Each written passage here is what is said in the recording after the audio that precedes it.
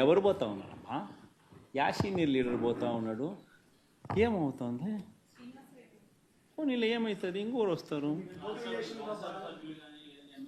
దుర్గా, అల్టిమేట్గా ఒకటి గుర్తుపెట్టుకోవాల్సింది ఏంటంటే దుర్గా, ఎప్పుడైనా కూడా ఒకటి గుర్తుపెట్టుకో, లీడర్ అనేవాడు ప్రజల నుంచి పుడతాడు. మీ అందరు గుర్తుపెట్టుకునే మాట నేను చెప్తున్నా. లీడర్ ఎప్పుడు ప్రజల నుంచి పుడతాడు. యాంటీ ఇన్కంబెన్సీ అన్నది ఏదైతే ఉందో, ఈ సూపర్ 6లు సూపర్ 7లు ఎప్పుడైతే వీళ్ళ అబద్ధాలన్నీ మోసాలు అయినప్పుడు, వీళ్ళ మోసాల నుంచి అది కోపమైనప్పుడు ప్రజల్లోకి, ఆ కోపం నుంచి వచ్చే ఓటు ఎవరినైనా కాల్చేస్తుంది. ఎవరైనా కూడా అధికార పార్టీలోకి ఎవరైనా కూడా ఒకరో ఇద్దరో పొరపాటున వాళ్ళు పోయినారంటే వాళ్ళ గ్రహపాటని.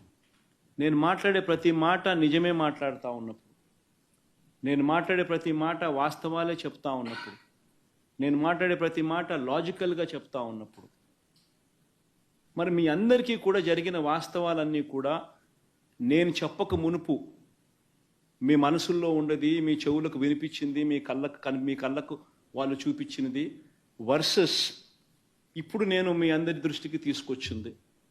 తేడా మీరే గమనించండి.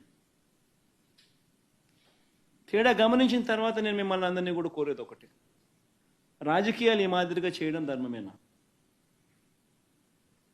రాజకీయాలు ఈ మాదిరిగా చేయడం న్యాయమేనా అని స్ట్రైట్గా నేను మీ మనస్సాక్షిని ఈ మాట అడగండి అని మిమ్మల్ని కోరుతాను.